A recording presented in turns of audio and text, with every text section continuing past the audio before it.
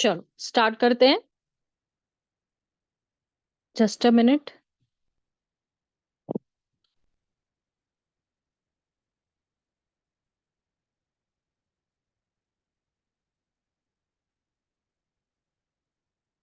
आप लोग अपने स्क्रीन पे देख पा रहे हैं ना? Yes ma'am, transfer of property. Hmm. चलो, अब ये जो मटका आप लोगों को सामने दिख रहा है ना, ये ब्लैक वाला, तो ये जो ट्रांसफर ऑफ प्रॉपर्टी में क्या इंक्लूड नहीं करता है, what is included what not included. अब ये क्या इंक्लूड नहीं करता है, यहां से देखेंगे कि अगर एक फैमिली सेटलमेंट होती है, आपको बताऊं कि फैमिली सेटलमेंट क्या होती है। मैं आपको बता देती हूँ कि फैमिली सेटलमेंट होती है जब उसको ट्रांसफर ऑफ प्रॉपर्टी में क्यों इंक्लूड नहीं किया गया, ये हम देखेंगे कि वाई फैमिली सेटलमेंट। एक फैमिली सेटलमेंट होती क्या है, दोनों भाई और आपस में झगड़ा वगड़ा करते हैं, इसके लिए अपन फैमिली सेटलमेंट तो बोल देते हैं कि अरे इनका डिस्प्यूट चल रहा है, इससे अच्छा इन्होंने बोला कि भाइयों ने मिलके एक फैमिली सेटलमेंट कर देते हैं, तू तेरा ले ले मैं मेरा ले लेता हूँ, बात खत्म करते हैं। पर वो ट्रांसफर ऑफ प्रॉपर्टी में नहीं आता है। आगे आप देखेंगे कॉम्प्रोमाइज। कॉम्प्रोमाइज जो होता है वो भी ट्रांसफर ऑफ प्रॉपर्टी में नहीं आता। ये क्या बोल रहा है? बंटवारा। हाँ, बंटवारा, यस। वो आगे चलेंगे पार्टीशन जो, यहां पर आप देखेंगे, आपके स्क्रीन पे दिख रहा है पार्टीशन, दिख रही है ना, you can see the partition also. ये भी नहीं आता है ट्रांसफर ऑफ प्रॉपर्टी में। फिर आप आगे देखेंगे सरेंडर, ये भी नहीं आता ट्रांसफर ऑफ प्रॉपर्टी में। फिर आप देखेंगे रिलीज डीड। रिलीज, अपने राइट्स को जब रिलीज किया जाता है, you know what is a release deed. मैं आपको बता दूं कि रिलीज डीड के लिए, अब समझो मेरे फादर, ठीक है, वो एक्सपायर्ड हो गए, my father expired, my mother, me, my sister married, my brother also married, ना आई एम अनमैरिड हियर। ठीक है, मेरे फादर एक्सपायर्ड हो गए, मेरे मदर। अब ये जो प्रॉपर्टीज है हमारे पास, एक ए प्रॉपर्टी है, बी प्रॉपर्टी है, सी प्रॉपर्टी है, ठीक है, जो कि मेरे फादर के नाम पे थी। अब मेरे को अगर वो प्रॉपर्टीज मॉम के थ्रू बेचनी है, तो am I eligible to sell that properties? Okay, very no good. Ma'am. तो my mother has to release her share in my name, my brother has to release his share, मेरी sister को अपना share मेरे पे release करना पड़ेगा। तो उसको लेकर हम क्या करते हैं, रिलीज डीड बनाते हैं। तो that also is not included in transfer of property. हम प्रॉपर्टी ट्रांसफर नहीं कर रहे हैं इसमें, इसमें प्रॉपर्टी ट्रांसफर नहीं हो रही है, इसमें सिर्फ राइट रिलीज हो रहा है। मैं अपना हक छोड़ रही हूं, उसके अंदर कौन सा भी हक हो सकता है, that can be any, that is not included in transfer of property. Further, relinquishment deed होती है, जिसमें हम अपने जो एग्जीक्यूटर्स होते हैं, अपने राइट्स को रिलिंग्विश कर देते हैं, रिलीज कर देते हैं, छोड़ देते हैं, उसको लेकर रिलिंग्विश डीड बनती है। आप लोगों को पता नहीं होगा, sale deed, agreement to sell, release deed, relinquishment deed, ये सारे के सारे जो है ना, ये सब कन्वेंस के पार्ट है, ये सारे के सारे कन्वेंस के पार्ट है। भले इसको क्या गया कि ये ट्रांसफर ऑफ प्रॉपर्टी में इंक्लूडेड नहीं है, लेकिन देखो कहीं ना कहीं हम करते तो उसी वजह से है ना। अब यहां पर देखो चार्ज, जब प्रॉपर्टी पे चार्ज होता है, ये पैसा ही तो होता है जिसपे चार्ज क्रिएट किया जाता है, बाकी क्या है हमारे पास। आगे आप देखोगे विल। अब ये घर के वजह से ही विल की जाती है, सिर्फ घर की वजह से विल नहीं होती, शॉप की वजह से भी होती है, एनी एनी प्रॉपर्टी, ज्वेलरी की वजह से भी होती है विल, उसमें इंक्लूडेड कुछ भी हो सकता है, but still this is not included in transfer of property यार, एम आई नहीं। अब फैमिली सेटलमेंट, फैमिली सेटलमेंट और अग्रीमेंट, क्या आप लोगों ने कभी फैमिली सेटलमेंट अग्रीमेंट बनाई है? कैसे प्रिपेयर की जाती है, क्या कंटेंट्स लिए जाते हैं, किस लिए बनाई जाती है? ये एक्चुअली नॉट एप्लीकेबल है ट्रांसफर ऑफ प्रॉपर्टी को लेकर, but it is a informal arrangement, एक फॉर्मेलिटी की तरफ से एक अरेंजमेंट होती है जो members of the family agree करते हैं, भाई जो भी प्रॉपर्टी है आपस में बांट लेंगे। ठीक है, ठीक है, हाँ विकी आप आराम कर सकते हो, नो प्रॉब्लम। ठीक है, आ रहा है समझ में फैमिली सेटलमेंट क्या होता है? मैम ये ये दोबारा एक अरेंजमेंट होता है बेटा, ये इनफॉर्मल अरेंजमेंट होता है जो members of the family agree करते हैं कि ठीक है इतना जो भी प्रॉपर्टी है उसको डिवाइड करेंगे, डिवाइड करके जितना भी शेयर आएगा एक दूसरे को देख के देंगे, खत्म। ये है फैमिली सेटलमेंट अग्रीमेंट। ठीक है, it is a family settlement, there is a mutual agreement between the members of the family to hold their respective shares।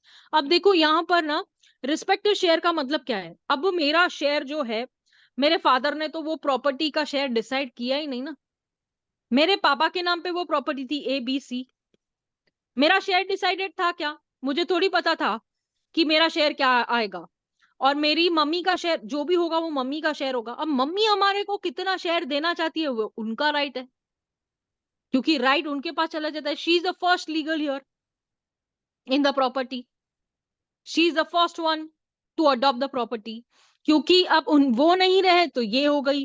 तो यहां से अगर इसको जो भी करना है थ्रू फैमिली सेटलमेंट के थ्रू वो कर सकती है, not an any issue. Yes Ma'am, good ma'am. evening. I have a question. Yes,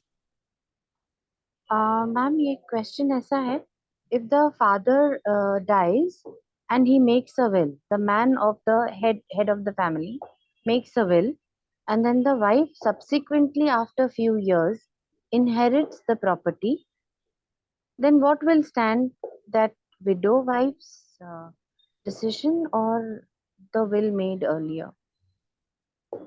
C you know the will be after the person died, will Correct. coming into the existence after the person is expired। ठीक है, और उसके बाद में she is alive. ठीक है, after the will execute जो will form में आती है, तो वो अगर उसमें शी इज अलाइव, तो उसके बाद अगर वो उसके नाम पे विल है तो शी कैन इनहेरिट ना, she has a right to inherit that property, अगर उसके नाम पे है तो, यानी उसके हस्बैंड ने उसके नाम पे लिखा रहेगा तो। नहीं नहीं, my question is like this ma'am, कि अगर उन्होंने ऑलरेडी प्रॉपर्टी डिवाइड की है according to will head of the families wishes, मतलब करता है डिवाइडेड, ऐसे कहने का मतलब है। करता हैज डिवाइडेड इट हाँ, इन अ तो प्रॉपर्टी का सीक्रेट। डिवीजन हो गया है, हाँ जी हो गया। that this is your share, this is your share, this is your या share, in all so the one of five the six, brother makes a will, या इन ऑल द फाइव और seven brothers. fine whatever और may be। हाँ, और अभी उनकी wife जिंदा है, नाउ शी इज इलिटरेट, अच्छा, तो और वो कुछ भी पढ़ लिख नहीं सकती है वो, हम्म, तो दोनों में से कौन सा ये होगा, whether she will make subsequent, और वो जो ऑलरेडी रजिस्टर्ड विल करके गए हैं वो चलाएंगे दोनों में से, बिकॉज नाउ जो they are fighting, they are saying now you make a will, तो हम हमारी मर्जी से डिवीजन करेंगे, तो what is the law on this time? See actually will का जो है ना, इन द क्राइटेरिया अगर वाइफ इज इलिटरेट, लेकिन उसका शेयर ऑफ द प्रॉपर्टी जो है, समझो जो डिवाइडेड शेयर है, अगर वो शेयर उसका है तो वो आगे जाके विल कर सकती है, ऐसा कुछ नहीं है कि नहीं। अच्छा, she can make a second will, हाँ, she can make second will, so that first will be null and उसमें फिर वॉइड। हम लिखते हैं, हाँ हाँ हाँ, हम लिखते हैं ना उसमें कि विल जो पहले की गई थी वो विल स्टैंड्स कैंसिल, और इसके बाद में this will is coming into the existence as I am releasing my power, मेरा जो भी शेयर है थ्रू विल मैं ये कर रही हूँ। अच्छा, तो दैट और विल एक आल्सो बी एक अ बात ऐसा वैलिड भी है, एक बात ग्राउंड। ऐसा भी है, यस यस यस यस, एक बात ऐसा भी बताती हूँ, मेरा एक सिविल केस है जिसमें ऐसे हुआ है कि जो फादर है, मैं बताती हूँ जस्ट एग्जाम्पल के तौर पे, now this is a father, ये फादर ने एक विल बनाई थी, ठीक है, जी जी। फॉर इज कॉन्क्यूबिन, ओके, हाँ मैम, यहाँ ठीक है, पर भी सेम मैटर है, यहाँ लिव इन पर भी एक रिलेशन में रहती कॉन्क्यूबाइन है। है, हाँ लिव इन रिलेशनशिप में रहती है, ठीक है। हाँ हाँ अब ये जो पर्सन है ये लिव इन रिलेशनशिप में रहती है। अब इसके बाद हाँ में अब उसके फादर जो मतलब हस्बैंड है, हस्बैंड इसके हस्बैंड ने किया है, चलो एक बात ऐसे लेते हैं, इसके हस्बैंड ने किया था, ये उसकी कॉन्ट्रीब्यूशन है, उसने उसके साथ में लिव इन रिलेशनशिप में रहता था, उसमें आके मतलब होता है ना एक फीलिंग्स आ हाँ जाती है एक दूसरे को लेकर, और उसने विल कर दिया। ठीक है।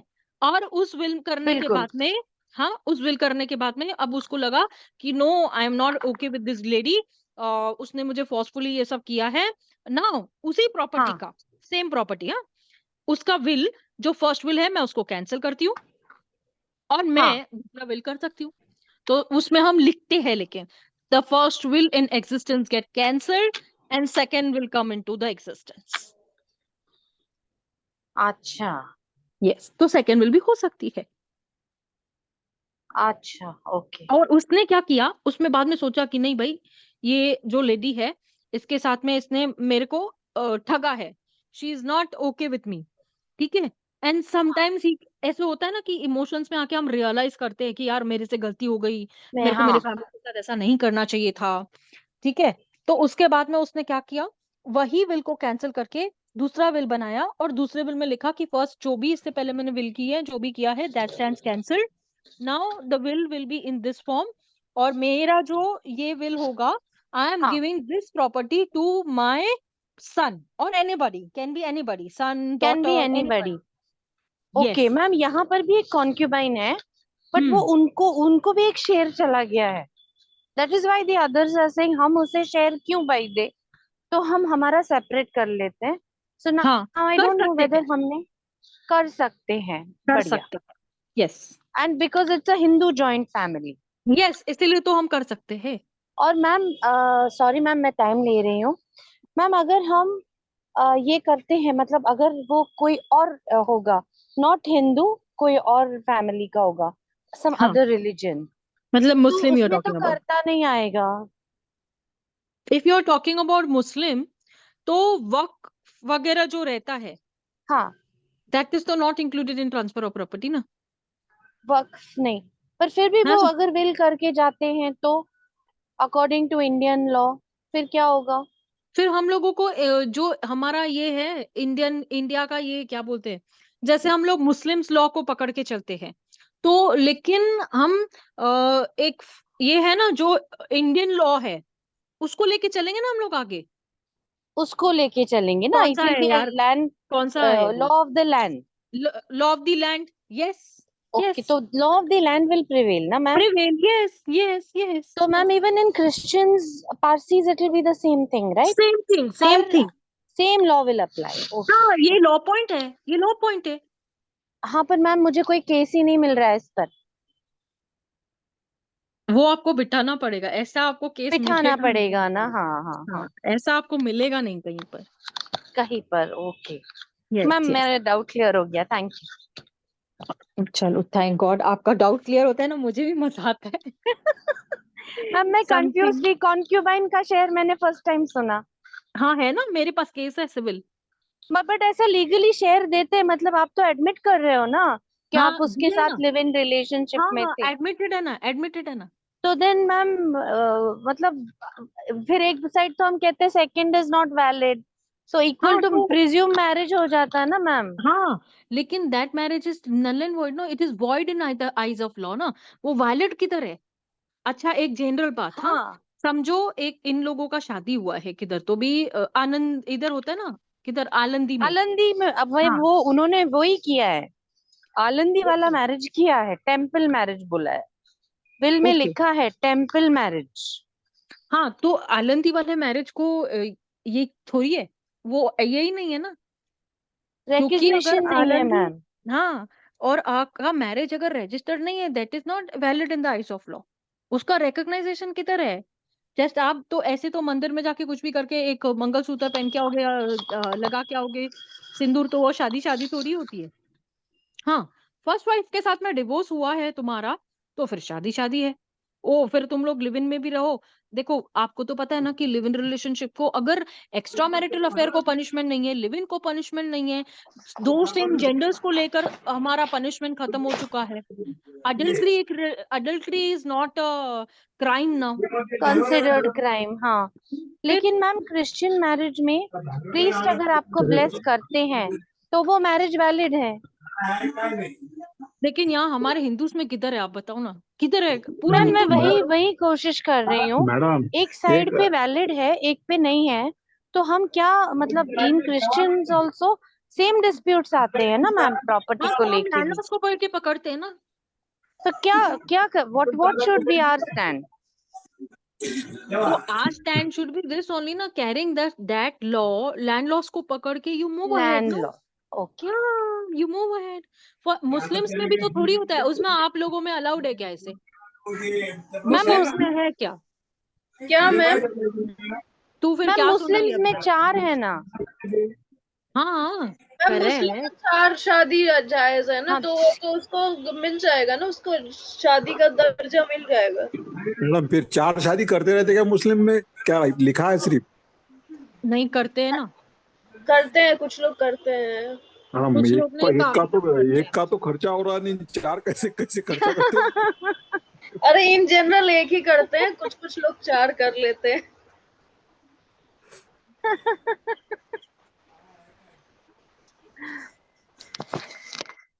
मैंने ना और इसमें सेक्शन और 2 एक में फाइल नहीं किया था। नहीं नहीं, आलंदी में का एक प्रोग्राम, एक मैडम एक ऐसा है कि उन्होंने शादी कर ली थी, दूसरी शादी, हम्म। और वहां पर भोसरी पुलिस स्टेशन में 494 डबल शादी की फाइल कर दी पुलिस वालों ने।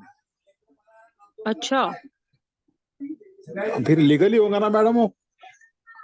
अभी देखो, एक्चुअली देखा जाए तो वो दूसरी शादी, वो तो शादी शादी ही नहीं हुई ना, आलंदी को रिकॉग्नाइजेशन ही नहीं है।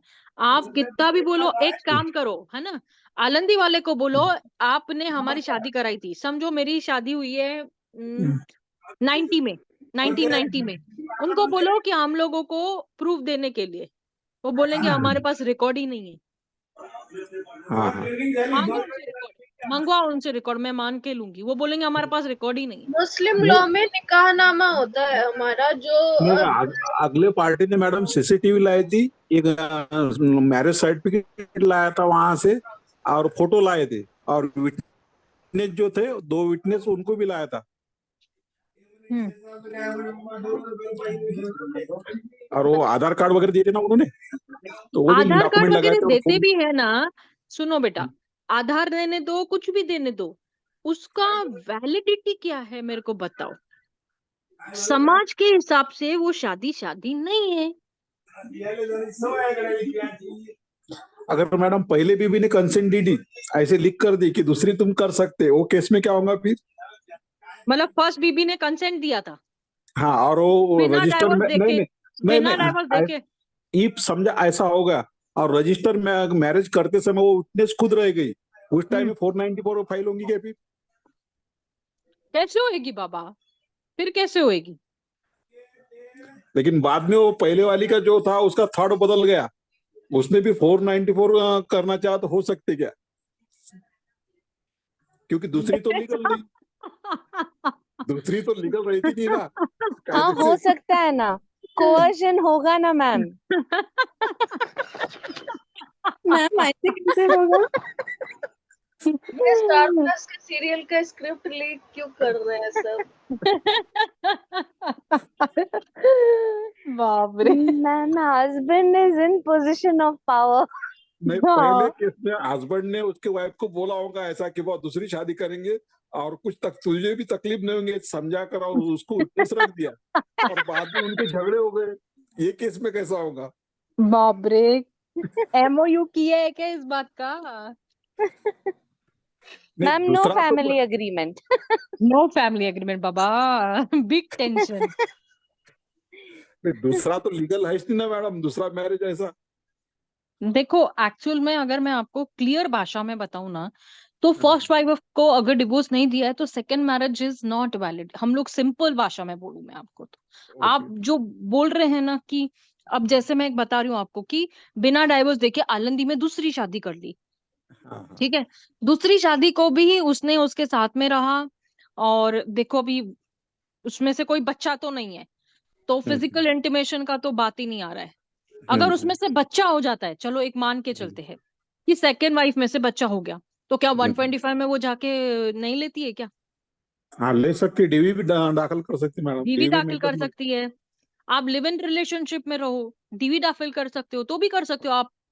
और आप एक पुणे में ऐसा केस है मैडम, दूसरे वाइफ ने 498 फाइल कर दिया और एफआईआर और होगा उसके, चार्जशीट भी गई एफआईआर कोर्ट हो में। गई, हाँ प्राइवेट केस एफआईआर फाइल किया कोर्ट, कि एफआईआर हो गई? एफआईआर हो गई 498 की, केस चालू है। और फिर पहले वाइफ ने 494 किया, ऐसा दूसरे शादी का, पति को भी बना वाह, आरोपी और उसके घर वालों को बना दिया पहले वाले कौन की। सा पूना का केस है ये, हमको नहीं तो, पता। तो पुणे में भोसरी पुलिस स्टेशन में मैडम, और एक ही पुलिस स्टेशन में दोनों वाइफ की होगी 498 फाइल। पुलिस वालों को मार डालेंगे। देखो आप, अब एक आदमी पर दो 490 ये तो 498 सरासर होते पुलिस तो। वाले ने खा पी के काम किया है, ये तो होने वाला काम नहीं है। ये तो इम्पॉसिबल है कि सेकंड वाइफ 498 करती है, पीछे से फर्स्ट वाइफ आती है, दूसरा केस लगा के ये कर देती है। इम्पॉसिबल है ये। फिर तो ये तो बस है कि जस्ट खेलते बैठो और कुछ नहीं है। हाँ, मजा है इसका कि लॉयर पैसे कमाते रहेगा, वो मजा बरोबर लेते मैडम। रहेगा। ये हो सकता है। बट लॉ उसको, और पता है जब ये केसेस सामने आएंगे ना, तो जजेस इस बात पे बहुत ये करेंगे, ऐसा नहीं, सोचो नहीं।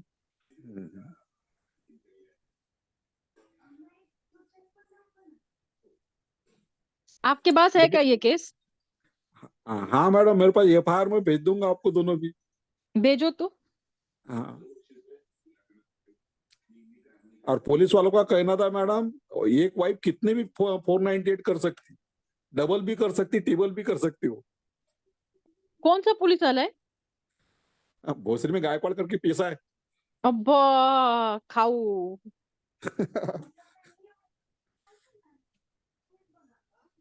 खाऊ है खाऊ। बरोबर है मैडम। इसके लिए तो किया। मैम मेरी सेम दोस्त ऐसा और एक केस है, सिविल कोर्ट में अभी चल रहा है वो matter. Ma'am hmm the person himself was a police person, और without the knowledge of the first wife hmm he had a proper family. तो वो मुस्लिम होगा ना कि हिंदू? नहीं, मराठी। मराठी? हाँ, और पता ही नहीं है, उसके डेथ तक पता ही नहीं था। उसने बाकायदा एक वाइफ को पूरा संसार बिठा के दिया, और दूसरी वाइफ को पूना के एकदम दूसरे छोर पे घर बसा के दिया। दिस वन बाप ऑल्सो रे। हैज मतलब 30 के ऊपर के सन्स है, और उस वाइफ के भी 30, मतलब लगभग पैरेलली चल रहा था सब। अब जब वो मर गया और गवर्नमेंट रिकॉर्ड्स पेंशन की बात आई, तब ये हम्म सब मामला खुल गया, क्योंकि she led claim and the other wife also led claim. It is unbelievable यार। हाँ मैम, लेकिन वो केस है, वो मेरे ही लेकिन पास है। पहले वाले को लीगली मिल जाएगा मैडम, पेंशन की हकदार पहले वाली है। और मैम वो दूसरी वाली ने सब कुछ करके पेंशन पहले ही अपने नाम कर ली, जब ये आदमी डेथ बेड पे था तभी करवा लिया। लेकिन अच्छा, पेंशन का ये प्रोसीजर होता है ना पेंश कि जो लीगली पे, वेडेड वाइफ रहती है और सर्विस बुक में उसको ये नाम दिया रहता है जाता है इसको मैडम, ना। हाँ, मेंशन किए और उसी हमारे को पास मिलता एक हो। केस था कि पेंशन को लेकर भी वी हैव टू फाइल ना दैट, तभी हमको पेंशन मिलती है। कौन और सा केस सर्विस फाइल कर दे हम लोग? और सर्विस बुक में नाम चाहिए ना वाइफ का मैडम, उसी को मिलता है। हाँ हाँ, ऑफ कोर्स वही उस तो, पर नहीं, उसके पास नहीं है। शी नहीं तो टुक फिर द कैसे किए पेंशन। हैं? कैसे पता लिया? नहीं मैम। ऐसे नहीं होता है। हुआ है मैं मैम। आपको बताती हूँ कि मैंने एक केस किया था जिसमें ये थी मदर इन लॉ, वो उसके नाम पे था और बेटे को HIV था। पहले बेटा था, फिर उसकी मदर इन लॉ आई उसी काम में। वो काम होता है ना जो झाड़ू पहनने का, रोड पे समथिंग लाइक दैट, तो गाँव ये रहता है। तो उसके बाद में उसके सास ने, उसने केस फाइल किया, उसके बहू ने। तो उसकी सास बिल्कुल उस पर डिनाई कर रही, लेकिन जब लास्ट टाइम आया फिर उसको ये किया पेंशन, उसके बाद उसके नाम पे ये किया कि देखा, उसमें भी बहुत सारे प्रोसेस थे कि हस्बैंड का नाम उसके नाम पे है क्या, और उसके सारे डॉक्यूमेंट्स को ये किया गया, उसके बाद उसके नाम पे पेंशन हुई, नहीं तो उससे पहले तो उसको पेंशन भी नहीं दिया जा रहा था। आप कैसे बोल रहे हो, मेरे को नहीं पता ये बात।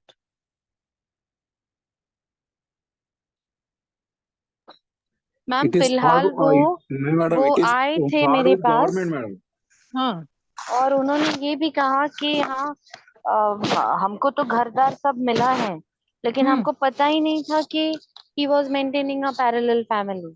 हमको तो लगा था हम ही फैमिली है उसकी। बेचारे। नहीं, ठीक है, लेकिन वो भी मैडम सब अपने ऐसा नहीं हो जगह पे सकता, है। इतने दिनों तक एक बंदा आदमी छुपा नहीं सकता इतनी बड़ी बात। नहीं नहीं, है, होता है, होता है राजेश, ऐसा होता है। गांव में एक करके रखा, शहर में दूसरी करके रखा, तो कोई बड़ी बात नहीं है। नहीं ना मैडम, अब ऐसा होता वाइफ है। रही तो 24 घंटे साथ रहती वाइफ, वो ऐसा नहीं है, पैसे वो तो देते तो मैडम। सुनो ना, वो तो हम लोग जो आप ग्रुप में हो ना, इस वजह से आप ऐसे कह रहे हो कि 24 घंटे वाइफ साथ में रहती है। लेकिन अगर कोई जॉब पे है, जो बोलेगा कि मैं यहाँ जॉब कर रहा हूँ, तो वो आता जाता रहेगा ना। आपने वो मूवीज नहीं देखी है क्या? ये तो मूवी वाली कहानी लग रही है मुझे। मैम वो पुलिस में था ना, नाइट ड्यूटी तो होती है ना महीनों महीनों। 100%। तो देन आफ्टर ऑल पुलिस बंदोबस्त ये ऑफिसर वो। को तो उसको बहुत अच्छा एग्जम्पशन था इन बातों को लेकर के। हाँ हाँ। तो ये तो एक्चुअली बहुत। उनको पता ही नहीं था, और पुलिस ने कहा आपस में सुलझा लो, बाद में आ जाओ। लेकिन आप सुनो ना, आप ऐसे तो चेक करो ना कि उनको पेंशन कैसे मिल सकती है। Second wife is not eligible for pension. भले ही 420 का जो केस फाइल होता madam, fraud hundred against percent cheating का गवर्नमेंट। केस है ये। सर्विस बुक निकालो, केस फाइल कर दो। केस फाइल कर दो, यस। हाँ, एक यस यस यस, ऐसे करना भी दो वाइफ चाहिए। थी, एक दो वाइफ थी मैडम एक आदमी की। दूसरे वाइफ ने क्या किया, सर्विस बुक पर नाम चेंज करने के लिए एप्लीकेशन दी थी, तो उस पर हम्म, 420 का केस कर दिया था, और उसकी बेल हाँ, भी नहीं हो गई थी सेशन कोर्ट में।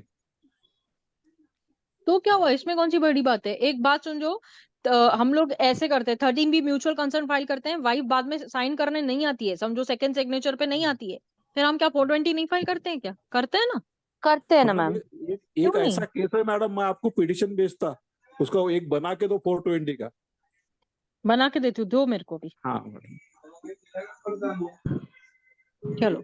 Compromise, it means an agreement for the settlement of doubtful claims between the parties in respect of some property. Compromise भी नहीं आता। Partition Transfer of Property Act does not go govern the transfer by operation of law. आपको पता है operation by law not allowed है, not allowed है, ये आपको मैंने पहले ही बताया था। Surrender means merging the smaller interest with a greater interest in such a manner that the greater interest is not enlarged. अभी देखो, छोटे इंटरेस्ट को मर्ज करके बड़े इंटरेस्ट की बात की जा रही है, तो बात ही खत्म है कि ये तो ट्रांसफर ऑफ प्रॉपर्टी में सरेंडर तो बिल्कुल भी नहीं आता। रिलीज ऑफ प्रॉपर्टी, अगर प्रॉपर्टी रिलीज करने की है, that is also not included. Charge मैंने आपको बता दिया है ना, चार्ज मैंने पहले बताया ना आपको। विल मैंने आपको बता दिया। ठीक है ना? यहां से हम लोग स्टार्ट करेंगे section number 6, transfer of property. What may be transferred and what not. अब यहाँ पे जनरल रूल जो है वो क्या बोलता है ट्रांसफर ऑफ प्रॉपर्टी का? Transferability of property is a general rule and non transferability is an exception. अब मैं ये क्यों बोल रही हूँ मैं बताती हूँ आपको। ठीक है, सेक्शन 6 जो है इसमें 10 एक्सेप्शंस है, 10 बस। यस, अब है ना, हम सेक्शन 6 को थोड़ा ज्यादा पढ़ रहे हैं। उसका रीजन है क्योंकि हम लोगों को रियलिटी टच पता चलेगा कि ट्रांसफर ऑफ प्रॉपर्टी में क्या क्या आता है और क्या नहीं। अब ये जो दिल है ना धड़क रहा है आपके स्क्रीन पे, देखो why its heart beating, because here, from here आपका दिल धड़कना चाहिए आप लोगों को। जो सेक्शन नंबर 6 है उसकी एक एक वर्ड, एक एक लाइन को समझ के हमको पढ़ना है। ठीक है, may be transfer of property may be very easy for you all, but section 6 is not so very easy, मैं ऐसे बोलूंगी, क्योंकि आपको पता होना चाहिए एग्जैक्टली इसके जो 10 एक्सेप्शंस है वो क्या क्या बोलते हैं। ठीक है ना, following property can not be transferred. अगर मैं आप लोगों को चाहूं ना, तो आपको सेक्शन 6 में ये लिखा दूं कि भाई A to I देख लो, ये ट्रांसफर नहीं हो सकता। मेरे लिए बहुत आसान है, ये बोल देना A to I देख लेना, लिख लो वहां पे, it can not be transferred. Pre point of view से भी आता है, मेंस पॉइंट ऑफ व्यू से भी आता है, ऐसे बोल के छोड़ दूं मैं। What can be transferred, what can not. अब ए पॉइंट में जाओगे तो मियर राइट ऑफ सक्सीडिंग इनहेरिटेंस, उसके बारे में बात करता है। फिर दूसरा री एंट्री की बात करता है। तीसरा ईजमेंट का पॉइंट बोलता है। चौथा रेस्ट्रिक्शन लगाता है इंटरेस्ट को ट्रांसफर करने के लिए। पांचवा फ्यूचर मेंटेनेंस की बात करता है। कौन नहीं जानता है, जो वाइफ है वो फ्यूचर मेंटेनेंस लेने ही तो कोर्ट से आती है। फिर यहाँ पे डिफरेंट डिफरेंट ओपिनियंस है जजेस की। फिर हम लोग ई पॉइंट देखेंगे, और डबल डी जो है ये एक अमेंडमेंट से आया है, हम देखेंगे कौन से अमेंडमेंट से आया है। फिर हम आगे देखेंगे कि मियर right can not be transfer, यानी कि अदर टाइटल को आप ट्रांसफर नहीं किया जा सकता। कौन से भी टाइटल को उठा के ट्रांसफर कर सकते हो क्या? नहीं, नहीं कर सकते। पब्लिक ऑफिस जो है एफ क्लॉज में देखोगे, public office can not be transferred, यानी आप कोई भी पब्लिक ऑफिस, आप एक जज हो, आप जज बन के बैठे हुए हो, आप ये थोड़ी बोलोगे कि आज से मेरा बेटा जज है, अभी वो देखेगा। उसको वो एडुकेशन होनी चाहिए, उतना आना चाहिए, उतना मालूमात होना चाहिए। जैसे हम लोग डी क्लॉस में देखेंगे कि जैसे मैं एज अ टीचर हूँ, मेरा जो सिखाने का वे है, हर कोई ऐसे सिखाएगा जरूरी थोड़ी है। हर कोई आपका सर खाएगा मेरे जैसा, ऐसा जरूरी थोड़ी है ना। स्टाइपेंड्स अलाउड, मिलिट्री यानी ये भी नहीं अलाउड, सिविल प्रिजनर्स जो होते हैं, सॉरी पेंशनर्स जो होते हैं, पॉलिटिकल पेंशन जो होती है वो भी ट्रांसफर नहीं हो सकती है यार। फिर आप देखेंगे नेचर ऑफ इंटरेस्ट, अभी इसमें ना बहुत कुछ चीजें हैं क्योंकि ये इंडियन कॉन्ट्रैक्ट एक्ट को कवर करता है। और person legally disqualified by law, यानी लीगली जो पर्सन डिसक्वालिफाइड है, देखेंगे, डोंट वरी। उसके बाद में आप देखेंगे टेनेंसी राइट, ऑक्यूपेंसी, जो आपको लेजर लीजी के बारे में तो पता ही है, लैंडलॉर्ड टेनेंट कौन होता है ये भी आपको पता ही है। अब हम यहाँ से शुरू करते हैं। मैंने आपको एक ओवरव्यू दे दिया कि हम लोगों ने सेक्शन नंबर 6 का ऐसे ऐसे 10 एक्सेप्शंस है और यहां से हमें पढ़ना है। अब जो फर्स्ट एक्सेप्शन है, सपने अपने नहीं हुए, ठीक है, ये मेरा फर्स्ट एक्सेप्शन है। आप बोलेंगे व्हाट आर यू टेलिंग यार। देखो, space succession, the change of an heir apparent succeeding to an estate. अब यहां पे मैं आपको बताती हूं कि मैंने एक लड़के के साथ में अफेयर कर लिया, ठीक है। अब लड़के को बाद में मालूम पड़ा मैं तो अंबानी हूं, ठीक है, मैं तो अंबानी हूं। अब लड़के को यह भी पता चला I am the only daughter, I am the only daughter in my family. अब मैं एक ही बेटी, एकलौती बेटी। अब मेरे बॉयफ्रेंड ने क्या देखा, सपना देखा कि क्यों ना मैं ससुर जी को, सुनो ससुर जी अब जिद छोड़ो, मान मेरी बात, है ना, दुल्हन तो जाएगी दूल्हे राजा के साथ। तो ये दूल्हा दुल्हन के सपने देख रहा है, लेकिन ये नहीं सोच रहा, इसने अपना माइंड बना लिया है कि मैं जो फादर इन लॉ की प्रॉपर्टी है उसको तो बेच के खाऊंगा, ठीक है। Now he has made up a mind. सपने देखना सपने हैं जो अपने नहीं है, देख रहे हैं हम लोग, ठीक है। अब यहां पर ये दिमाग देखो, आपको यहां पे एक ब्रेन दिखाई दे रहा होगा। जो रिलेशनशिप होती है ना, रिलेशनशिप, उसमें काफी सारी पॉसिबिलिटीज होती है, बहुत सारी पॉसिबिलिटीज होती है। जो चेंज ऑफ रिलेशनशिप की बात यहां पे मैं बोलूं कि एक लेगेसी होती है on the death of kinsman, यानी कि मैं आपको बता दूं कि जो मास्टर होता है, समझो ये तेरा घर ये मेरा घर, कैसे, एक सपना जो हम देखते हैं ना, हम सपना देखते हैं कि आज से ये प्रॉपर्टी मेरी है, भले हम लोग वो सपना अंदर खेल रहे हैं, इज इट अ ट्रूथ और व्हाट, एनी ट्रूथ, क्या इसमें कुछ सच्चाई है क्या? मैं ये सोच रही हूं कि मैं क्लासेस चला रही हूं, मेरे ये क्लासेस खत्म होंगे और मैं और न्यू क्लासेस में न्यू बच्चे लूंगी और उनको पढ़ाऊंगी। ये सपने देख रही हूं मैं, इसमें कुछ रियलिटी नहीं है। अगर इससे पहले ही मैं मर गई तो हो भी सकता है, वी नेवर नो कि हम आगे क्या होने वाला है। तो ये जो दिमाग है ना, यहाँ आपको देख रहा है, आपको छोटा सा दिमाग, इसमें बड़ी बड़ी चीजें चलती है कि जैसे हमारे रिलेशंस चेंज होते हैं वैसे हमारी लेगेसी चेंज होती है। अगर हमारा जो मेन पर्सन है वही मर गया तो इसमें क्या हुआ? कोई पॉसिबिलिटी है क्या? नेचर चेंज हो गया, पॉसिबिलिटी चेंज हो गई। आप देखोगे कि ये जो सक्सेशन है, ये जो हम लोग इसमें पढ़ रहे हैं, जो एक्सेप्शन टू सक्सेशन पढ़ रहे हैं हम लोग, स्पेस सक्सेशन जिसको बोल रहे हैं, ये एक्सपेक्टिंग होता है कि having a chance of property, getting a property, मतलब हम लोग एक एक्सपेक्ट कर रहे हैं कि मेरे मरने के बाद, मेरे मरने से पहले हो सकता है उज्मा अपना घर मेरे को लिख के दे दे।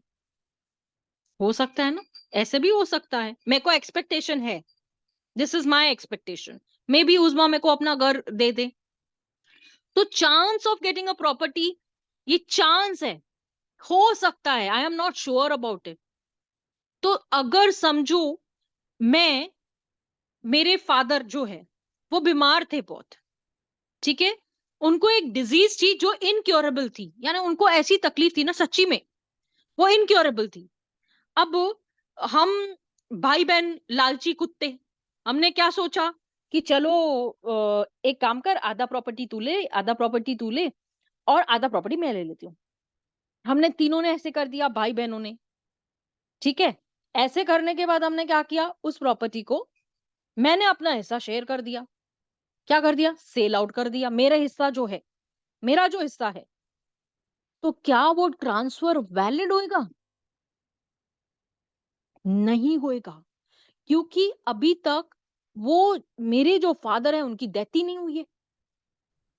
उनके होते हुए who am I to transfer the property? मुझे उन्होंने शेयर दिया, इसका मतलब ये थोड़ी बोला, मैंने तो ख्याली पुलाव बना के रखा ना मेरे दिमाग में कि भाई मुझे ये प्रॉपर्टी मिलेगी, आधा शेयर मेरा होगा, मैं बेच के खा जाती हूँ। That this transfer is not valid, this is totally void in the eyes of law. यानी मुझे ये पता है कि मेरे पिताजी जो थे वो बहुत कड़ी बीमारी से गुजर रहे थे, लेकिन जिंदा तो थे ना, जिंदा तो थे ना। जिंदा होते भी मैंने अपने, उनकी प्रॉपर्टी का आधा शेयर बेच दिया। तो वो ट्रांसफर ट्रांसफर है क्या? नहीं, दैट ट्रांसफर इज वॉइड। क्यों वॉइड है भाई? Why is that void? अब मेरी एक्सपेक्टेशन को लेकर, मेरा जो, जो मेरा लस्ट है, जिसको लेकर मैं मर रही हूं कि मुझे एक्सपेक्टेशन है कि मुझे वो प्रॉपर्टी मिलेगी, आई विल इनहेरिट, और वो विल के थ्रू वो प्रॉपर्टी मिलनी थी, लेकिन उससे पहले ही मैंने बेच दी। अब वो जिंदा है, उन्होंने विल कर रखी है, विल में लिखा है कि आधा मेरे नाम पे, आधा मेरे भाई के नाम पे, आधा मेरी बहन के नाम पे लिखा है, लेकिन विल फॉर्म में कभी आएगी? वो तो जिंदा है ना अभी तक, वो मरे थोड़ी है। जिंदा होने के बावजूद मैंने अगर वो प्रॉपर्टी को सेल आउट कर दिया, तो that properties transfer is what? It's void. ठीक है, आगे। अब आप लोगों को यहां पर कुछ तो दिख रहा है, 100% विडो दिख रही है, बोलने की जरूरत नहीं है ना? You can see a window, fine. अब यहां पर ये जो आपको यहाँ पे डॉगी दिख रहा है ना, ये डॉगीज हम हैं। क्यों? मैं बताती हूँ कि देखो, एक विधवा जो है, I am sorry using this word विधवा, I will call it widow, without any, मेरा कुछ ऐसे सेंटिमेंट्स को किसी को हर्ट करने का नहीं है, I am just explaining on the point, okay. Such person were called reversioners, इन्हें विधवा कहा जाता है, because during the life of the widow their rights were suspended. अब देखो, जब तक सामने वाला जिंदा है तब तक उनके पास वो राइट है, हाँ, लेकिन अगर वो मर जाता है तो उसका राइट ट्रांसफर हो जाता है किसी भी XYZ पर्सन के पास। वो प्रॉपर्टी को क्या करेगा? इनहेरिट कर लेगा। अगर विल बनी हुई है तो 100% उस प्रॉपर्टी को उसके पास ही जाना है जिसके नाम पे विल करी हुई है, ठीक है। लेकिन अगर ये जो माई है, मतलब ये जो विडो है, ये अगर जिंदा है और उसके बावजूद भी XYZ ने वो प्रॉपर्टी जो है किसी और के नाम पे ट्रांसफर कर दी, तो इसका मतलब क्या होता है? वॉइड क्या हो होता गया। है? लेकिन आफ्टर द विडोज डेथ जो सर्वाइविंग पर्सन होएगा उसके नाम पे हो सकती है ये प्रॉपर्टी, वो उस राइट को इनहेरेंट कर सकता है। अगर एक पर्सन है, वो अलाइव है, ठीक है, यानी कि वो विडो अलाइव है, अभी तक जिंदा है, तो उसके मरने के बाद जो भी विल का पर्सन होगा जिसके नाम पे विल की गई होगी, वो प्रॉपर्टी इनहेरिट कर सकता है। ठीक है, ठीक है। Any difficulty till here? No ma'am.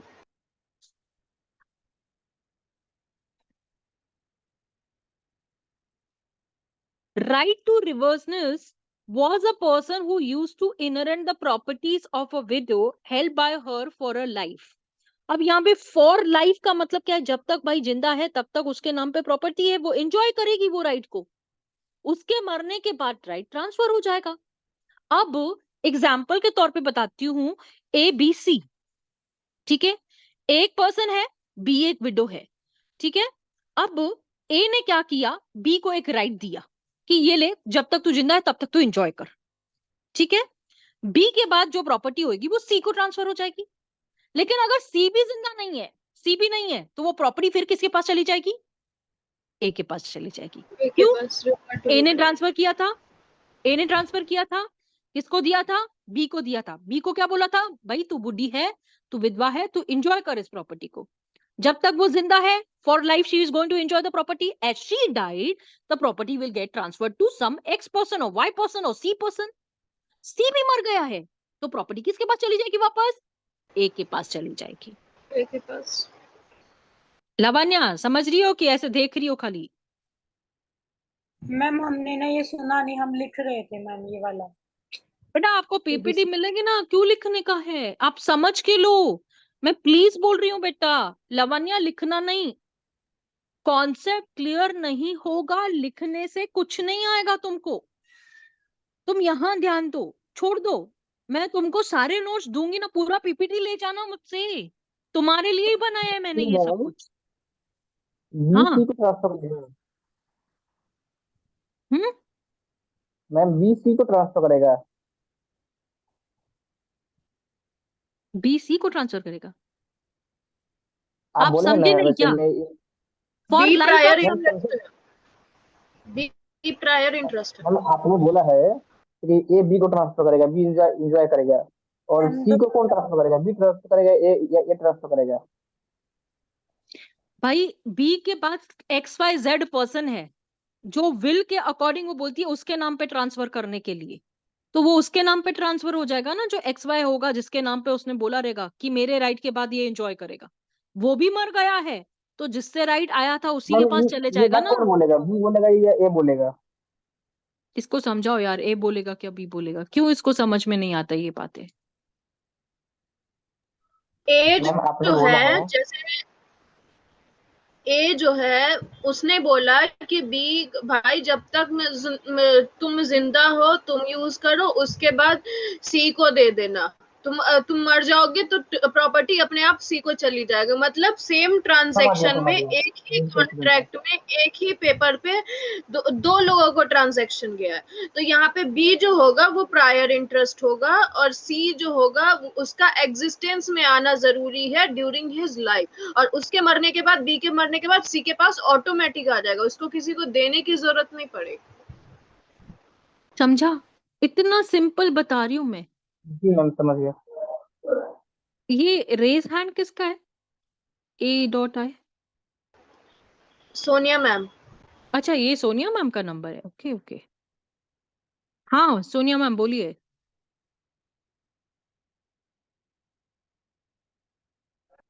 Hello ma'am. हाँ बोलिए ना। नो नो मैम, गलती से आ गया, आई एम सॉरी। Okay okay.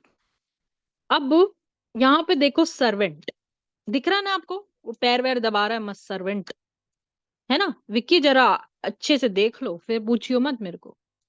अब जो यहाँ पर लेगेसी की बात आ रही थी, है ना, जो सपने देखे जा रहे थे, यहाँ पर जो सर्वेंट है, ठीक है, वो एक्सपेक्ट कर रहा है कि मेरे को तो जो मेरे मालिक है उन्होंने चाबी भी दे रखी है, हो सकता है कि मेरे को भी विल में कुछ ना कुछ दे दे, तो हम ज्यादा सेवा करने लगते हैं ना सामने वाले की, कि यार मुझे कुछ मिलेगा, एक्सपेक्टेशन होती है यार, एक दिल में एक ये होता है कि मुझे कुछ ना कुछ मिलेगा। तो ये एक्सपेक्टेशन हो सकता है भाई इनकी भी रही हो कि मैं इतनी सेवा करूं, इतनी सेवा करूं, इतनी सेवा करूं कि बाद में मेरे को फल के रूप में कुछ ना कुछ प्रॉपर्टी दे जावे, है ना। तो chance of legacy it means expectation कि मुझे, मैं सपना देख रही हूँ कि मेरे पापा ना मेरे को 10 करोड़ रुपए देके जाएंगे, सपना है यार, अपना थोड़ी है। तो this is not coverable, your expectation does not comes under transfer of property. हम सोच कुछ भी लेंगे दैट विल कवर यू, और कि हमने सोचा कि आज अंबानी के घर पे हम लोग डिनर करने जाएंगे, दैट्स जस्ट एन एक्सपेक्टेशन, सपने हैं वो, दैट इज नॉट ट्रू। तो अदर पॉसिबिलिटी है कि like nature servant will get a salary for a future wages before they are actually earn. अभी देखो ऐसे है कि मेरे पास एक रामू काका जी है जो मेरे घर में काम कर रहे हैं, अब वो सोच रहे हैं कि यार मेरे को मैडम जनवरी में 15,000 मिलेंगे, फरवरी में 15,000 मिलेंगे, मार्च में 15 मिलेंगे, फिर अप्रैल में 15 मिलेंगे, 60,000 रुपया तो कमा लूंगा यार। अरे 60,000 रुपया कमाने के लिए तेरी सोच है तेरी, तूने बोला और तुमने कमा लिया क्या? नहीं ना, तुम वो चीज के लिए अवेलेबल होने चाहिए ना। ये तो सिर्फ पॉसिबिलिटी है, हो सकता है तुम उससे पहले ही मर गए, हो सकता है तुम वहां से काम छोड़ के चले गए, ये तो सिर्फ पॉसिबिलिटी है, नॉट नेसेसरी। तो वो ट्रांसफर हो सकता है, कैन नॉट बी ट्रांसफर्ड। मैं सोच रही हूँ जब तक मैं पूरा महीना काम नहीं करूंगी तो मेरा साहब मेरे को पैसा थोड़ी देगा, नहीं देगा। जब तक बेटा पूरा काम नहीं करते हैं, महीने टू महीने पगार चलती है ना, उससे पहले मैं टपक गई तो मेरी पगार बंद, उससे पहले मैंने छोड़ दिया, तो ये जो 60,000 का मेरा एक सपना है कि मैं 60,000 रुपया कमाऊंगी, तो उसके लिए मेरी अवेलेबिलिटी होनी चाहिए। तो वो कैसे ट्रांसफर होगा जब तक मैं हर महीने का सैलरी लूंगी नहीं? ये तो सिर्फ मेरी सोच है ना, it is just an expectation. Further अब सेकेंड पॉइंट पे हम लोग चलेंगे। अभी ए जो पॉइंट है ना आप लोगों का, आपने देख लिया कि द चांस हम लोग जो यहाँ पे पढ़ रहे हैं, a parent succeeding to an estate, the chance of relation obtaining legacy on the death of kinsman or any other right mere possibility like nature cannot be transferred। यहाँ पे मैंने आपको एक एक चीज एक्सप्लेन कर दी कि कौन सी प्रॉपर्टी जो है वो ट्रांसफर नहीं हो सकती। तो हमने काफी सारे एग्जाम्पल्स देख लिए, अब हम बी पॉइंट पे चलते हैं जो कि री एंट्री की बात करता है। Mere right to re entry ये ब्रीच ऑफ कंडीशन है। ये री एंट्री जो है ना इसे ब्रीच ऑफ कंडीशन भी कहते हैं, मैं आपको बताऊंगी कैसे, डोंट वरी, ठीक है। ब्रीच ऑफ कंडीशन, इसके एग्जाम्पल्स ही बहुत मस्त है, कोई टेंशन लेने की बात ही नहीं है। अब जो एक्सपेक्टेशन होती है ना हमारी, यहां पर ये एक्सेप्शन में आया क्योंकि हम लोग ने पहले ही क्या बोला कि 10 एक्सेप्शंस है ना। हमने ए पॉइंट में एक्सपेक्टेशन की, ये मिलेगा नहीं तो ये मिलेगा, ये नहीं तो ये नहीं तो वो, है ना। अब यहां पर हम लोग मियर राइट ऑफ री एंट्री, ये ब्रीच ऑफ कंडीशन है, ये तो सब्सिक्वेंटली ट्रांसफर हो ही नहीं सकता। लेकिन कैसे, मैं बताती हूँ आपको।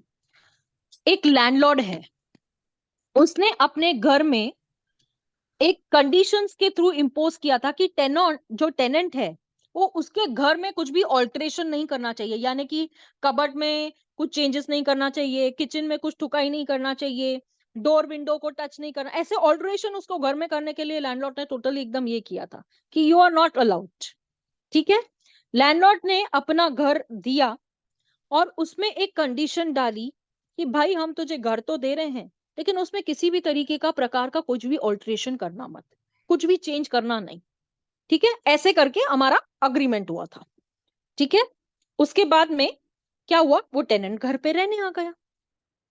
ठीक है, अब जब उसने ये कंडीशन को ब्रीच किया, कैसी कंडीशन को ब्रीच किया कि जो टेनेंट है उसने जो भी कंडीशंस उसने इंपोज की थी उसको ब्रीच किया, तो जो लैंडलॉर्ड है उसको टर्मिनेशन का राइट है और उसको बोला टेनेंट को, तू निकल अभी घर से बाहर, तेरे को हमने पहले ही बोला था ना कि तू ऐसा कुछ मत करना, ऐसी ऑल्ट्रेशन घर के अंदर मत करना कि हम तुझे घर से निकाल देवे।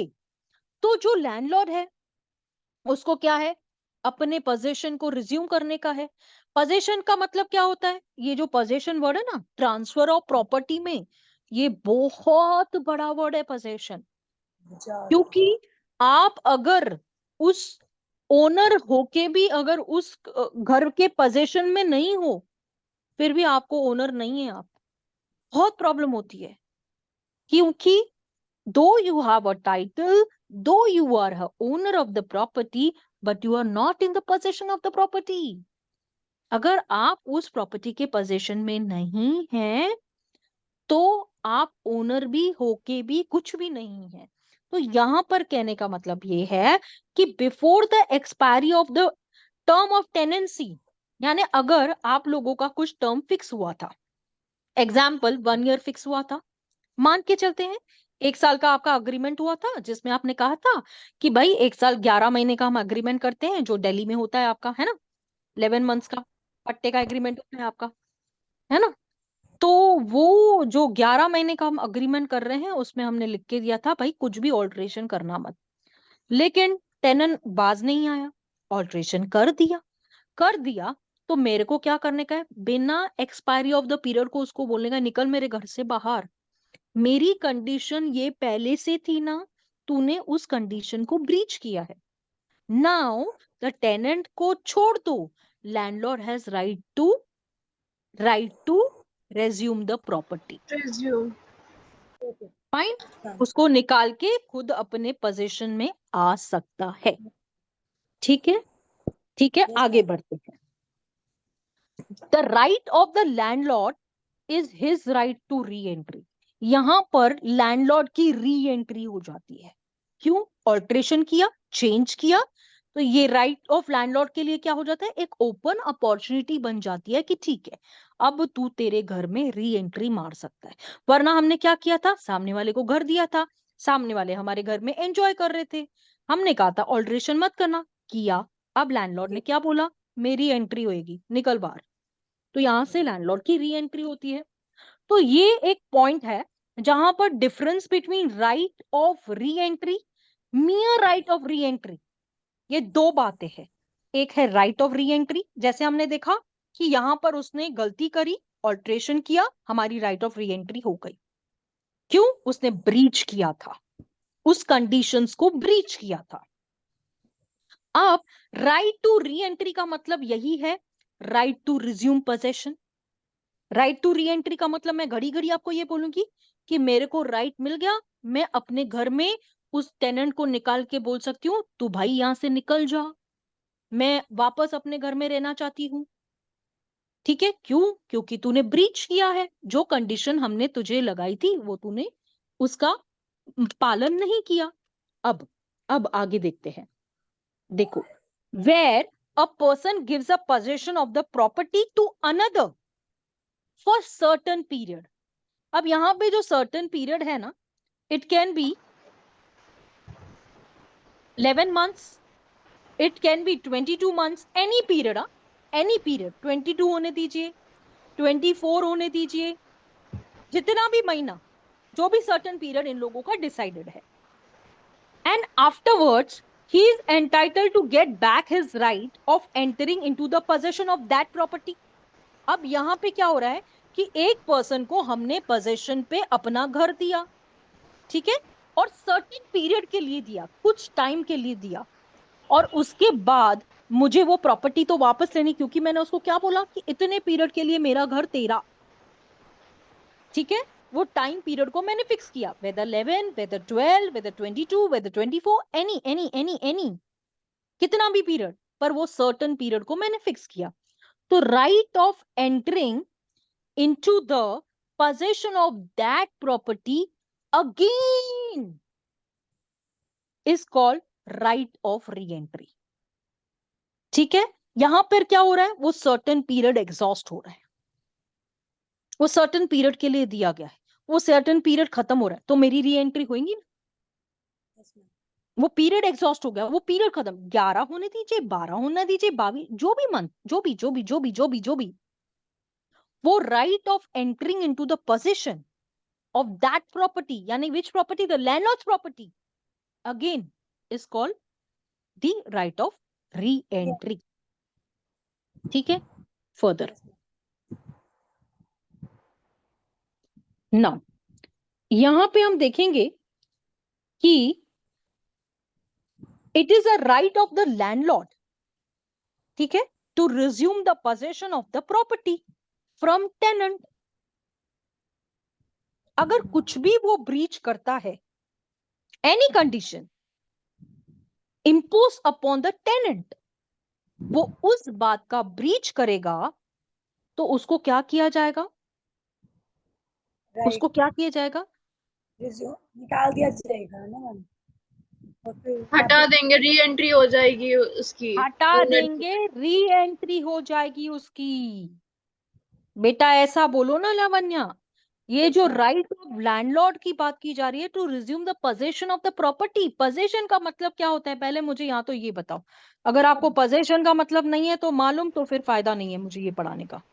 हम एक के पास ओनरशिप है, एक के पास पोजीशन है, तो मैम पोजीशन ओनरशिप दोनों होनी चाहिए। पोजीशन मीन्स मैं रह रही हूँ, ओनरशिप आपने मुझे दे रखा है लाइक कुछ टाइम के लिए, तो मेरे पास पोजीशन है, आपके पास ओनरशिप है। बेटा समझो, ए एक ओनर है, यस मैम, बी जो पोजेशन में है, यस मैम, ठीक है, ये एक ओनर है, बी जो है he is into the possession of the property. Now owner को क्या करना पड़ेगा, इससे क्या करना पड़ेगा, पोजीशन वापस लेनी होगी ना मैम, निकाल देंगे। पोजेशन वापस लिया जाएगा। ठीक है, रिकवर करना पड़ेगा अपना पोजेशन, पोजेशन वापस लेना पड़ेगा, उसके बाद ही अपनी री एंट्री होगी वहां पे। यस मैम, लेकिन लेकिन अगर ये पोजेशन वाला जो है, बी वाला है, वो गुंडा है, इज अ गोंग, ठीक है, वो गुंडा है, तो गोंग्स अगर आते हैं और उसके पास पोजेशन होती है, तो ओनर का क्या करेगा, owner has to file a suit. Yes ma'am, और ओनर अगर सूट के बाद उसको, कोर्ट ने उसको पोजेशन भी दे दिए, मैं आपको बताती हूँ, रियलिटी बताती हूँ, चलो अभी ओनर को पोजेशन मिल गई, किसके तरफ से, कोर्ट के तरफ से, ठीक है। अब फिर भी वो टेनेंट वहां से निकलने के लिए तैयार नहीं है, फिर क्या करेंगे, ये इंट्रीम ऑर्डर, कौन सा ऑर्डर आपको कोर्ट ने दे दिया है बेटा, court has already given his police order. आएगी मैम उसको निकालने के लिए, तो पोजेशन दिलवाने के लिए। तो पुलिस कैसे आएगी, मतलब मैंने तो यहाँ पे पुलिस लिख दिया, इसीलिए तुम बोल रही हो ये बात। एग्जीक्यूशन फाइल नहीं कर सकते क्या मैडम? काय का एक्झिक्युशन, इंटरम ऑर्डर पे कसं काय एक्झिक्युशन बाबा, काय सांगता तुम्ही, एक्झिक्युशन कशाला, आता इंटरम ऑर्डर झालेलं आहे ना,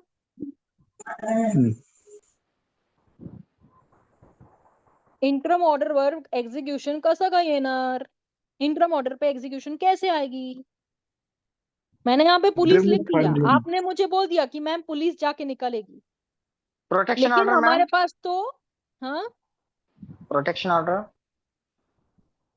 प्रोटेक्शन ऑर्डर भी मेरे पास रहने दो ना, क्या करेगा प्रोटेक्शन ऑर्डर, आपको कैसा प्रोटेक्शन ऑर्डर मिलेगा, पहली बात तो आपको जो सूट आपने फाइल किया है उसमें आपको इंटरम ऑर्डर मिला है, ठीक है, इंटरम ऑर्डर मिलने के बाद भी आपको पोजेशन तो आपके पास है ही नहीं ना प्रॉपर्टी की, आपको कोर्ट ने ऑर्डर दे दिया, लेकिन वो टेनेंट इज अ गॉन्ग, वो निकलने के लिए तैयार ही नहीं है, वहां से निकलने के लिए तैयार ही नहीं है, तो पोजेशन होके भी आपके पास क्या है, आप पुलिस का नाम तो मैंने यहाँ पे लिख लिया कि पुलिस की आप हेल्प लोगे, लेकिन पुलिस को डायरेक्शन कौन देगा, कोर्ट में तो ऐसा कोई ऑर्डर आप लाए नहीं हो, कोर्ट ने सिर्फ आपको बोला है कि आप एज अ ओनर पोजेशन ले सकते हो, कोर्ट आपको खुद ही थोड़ी चलेगी पोजेशन लेने देने के लिए कि हाँ बेटा तू मेरे कोर्ट आया था, चल मैं तेरे साथ चलता हूँ और तेरे को पोजेशन लेके देता हूँ, ऐसा तो नॉट पॉसिबल है, कोर्ट आपको ऑर्डर देती है जो आपको दे चुकी है, अब आपको क्या करना पड़ेगा बताओ, सोनिया मैम आप बताएंगे,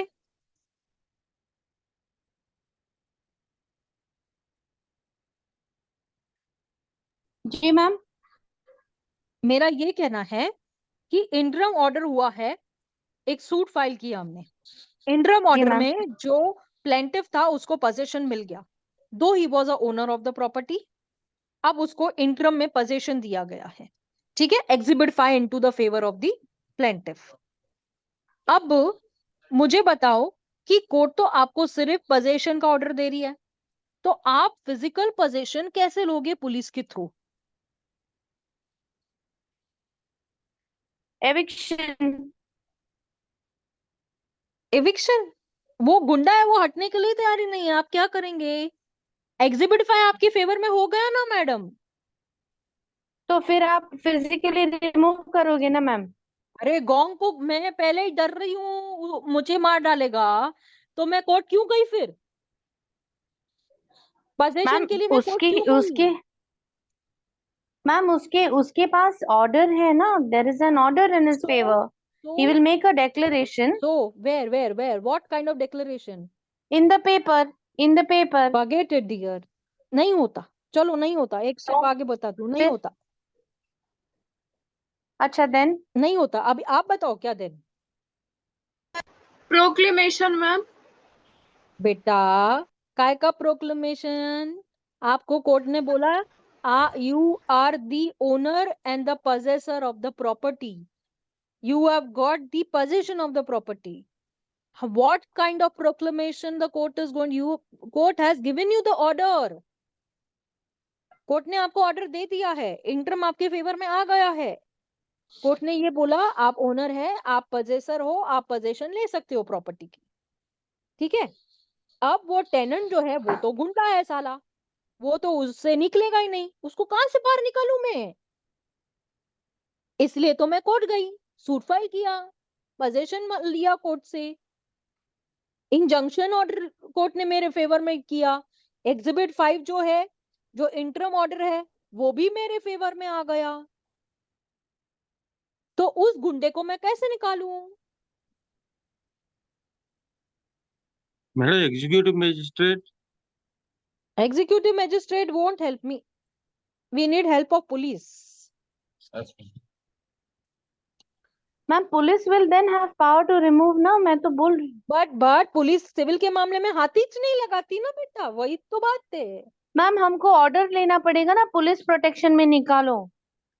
हाँ, now you are coming to the point, now you are coming to the point कि हमको फिर से कोर्ट में जाकर ऑर्डर लेना पड़ेगा हाँ कि हम लोगों को पुलिस प्रोटेक्शन दी जाए to obtain the possession of the property, और क्योंकि पुलिस ऐसे ही बीच में आएगी ही नहीं, वो यही बोलेगी कि कोर्ट का मामला है, सिविल दावा है, तुम मेरे पास मत आओ, मेरे को नहीं है ये सब करने के लिए, तुमको बोला है ना पोजेशन लेने के लिए, तुम जाके लो, पुलिस बीच में नहीं आती है टिल द ऑर्डर नहीं is ma'am, not. CP office में जाएगा ना वो, अर्जी डायरेक्शन मिलेगी मतलब जोनल से, वो वॉटेवर, हाँ कि ये आप इसको निकाल के एंट्री करके दे दो। तो फिर हम्म महिला है तो महिला पुलिस आएगी, मैन हम्म है तो फोर्स आएगी, हाँ या गुंडा है तो ज्यादा फोर्स आएगी। हाँ, that's correct, now you are coming to the point, यही तो बात है जो आप लोगों को समझ नहीं है। And vacant and peaceful position देना पड़ेगा। हाँ, यस, चलो, आई होप यहाँ तक आप लोगों को समझ में आया, थोड़ा सा है ये पार्ट, आगे मैं आपको कल एक्सप्लेन करूंगी। ओ, कल मैं आपको बताऊंगी वेदर आई एम देयर और नॉट, क्योंकि कल फ्राइडे है और मुझे थोड़ा टाइम लगता है आने के लिए। मैम आज कल आप रेस्ट भी आज भी मैं ये बहुत 3 फुल दिन ट्रैफिक में भाग के आई थी मैं। कोई प्रॉब्लम नहीं है यहाँ तक? No ma'am. श्योर? गौरव आपको? Ma'am hello hello ma'am. Hmm no ma'am, no ma'am.